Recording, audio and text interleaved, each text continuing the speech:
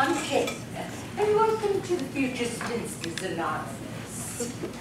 Future Spinsters Anonymous is a worldwide fellowship of women who help each other to survive the unending torments of so-called dating. This is a closed meeting, but if you wish to continue dating, without hurting yourself or others, you're welcome to stay.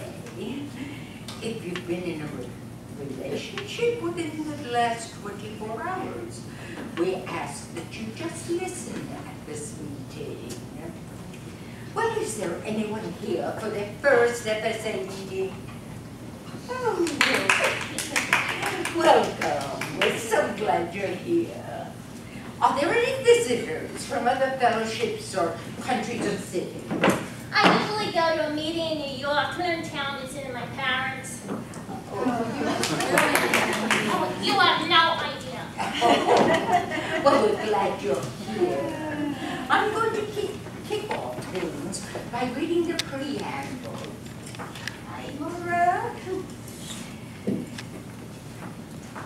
Future Spinsters Anonymous is a fellowship of women who share their experiences, strengths, and hopes with each other, that they may solve their common problems and help others to recover from the minefield we call dating.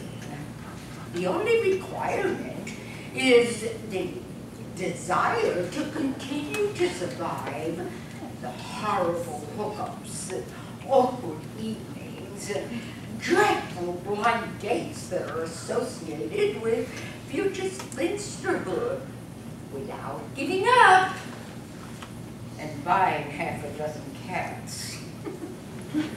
There are no dues or fees for FSA. We are self-supporting through our own contributions. FSA does not wish to engage in any controversy, neither endorses nor opposes any causes. Our primary purpose is to survive the dating world and help other future spinsters avoid the traps of pajama jeans, Jones marathons. Well, that's that. Now that we've done that, why don't we move on and introduce ourselves?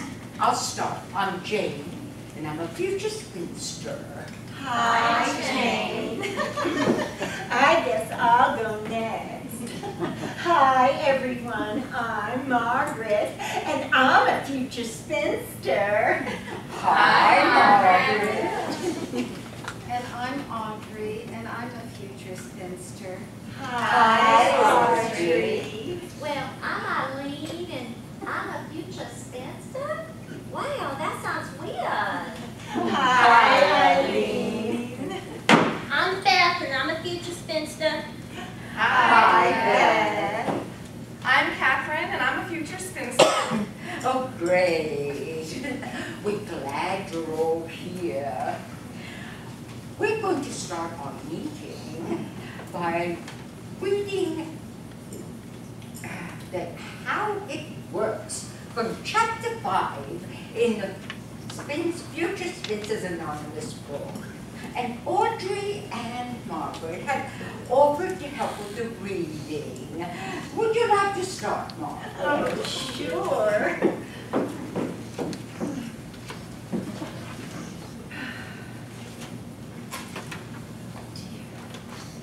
Rarely have we seen a person fail who has thoroughly followed our path.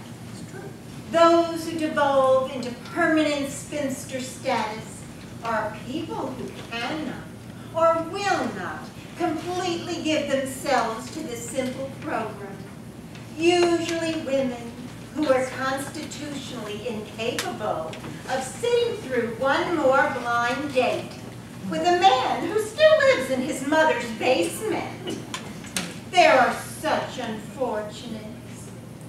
They are not at fault. They seem to have been born that way. They are naturally incapable of grasping or developing a manner of living which forces them to spend countless evenings listening to men wax poetic about the beauty of mechanical engineering. Their chances are less than average. There are those, too, who suffer from grave eHarmony-induced depression. But many of them do recover if they have the capacity to persevere.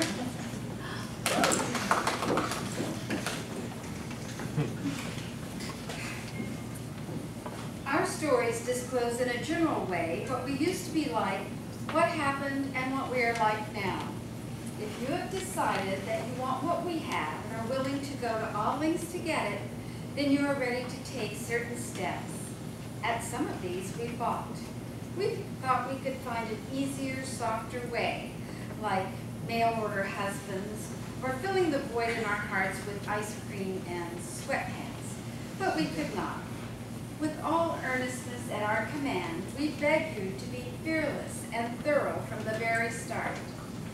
Do not be afraid to date older, poorer, or more unattractive. If necessary, consider those without hair, jobs, or any perceptible trace of charm. Yes, you should even consider those who insist on spelling you, Y-O-U, with just the letter U, or describe themselves as hot with 2 T's. Some of us have tried to hold on to old ideas, and the results were disastrous until we let go absolutely. Remember that we deal with men, cunning, baffling, and often insane.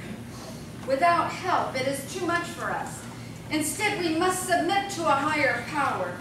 May you find him now.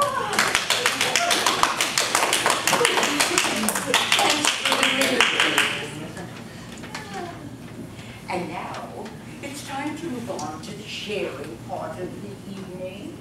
Don't forget to keep confidentiality. Whoever you see here, and whatever you hear, stays here. Well, would somebody like to share? Would it be okay if I go first? I've never been to one of these meetings before. Honestly, I never thought I was the kind of person who needed to go to one of these. I mean, I'm reasonably intelligent, I have a good job, but I just always thought it would happen for me. I mean, it always happens for everybody else. They meet people, fall in love, get married. I just never imagined I would have that too. But I've been going through a bit of a dry spell lately, and as my mother is constantly reminding me, well, I'm not exactly getting any younger. The tipping point came the other night. I went out on this date with this guy named Jack that my friend Jimmy introduced me to. He took me to this unbelievably trashy bar. I mean, seriously, I think I've heard a Hooters waitress ask the bartender to put some clothes on. Anyway, it was this bar, restaurant, pool hall, so they didn't have a ton of room for tables. Well, I didn't want to wait around, so I suggested we get a table right away. Well, he was less inclined, and I couldn't figure out why. Apparently, this place doesn't want people monopolizing the tables, so they rent them by the hour. That's right, you heard me. This guy took me to dinner at a place where they rent the tables by the hour. And here's the kicker. He was too cheap to rent a table. I spent my evening standing between a dartboard and the men's restroom, holding a plate of chicken fingers. It was horrible. Got home, ate a pint of ice cream, and decided I had to get help, or I was going to give up completely. And so, I wound up here. Well, we're glad you did. You know, talking about it really helps. And believe me, we've all been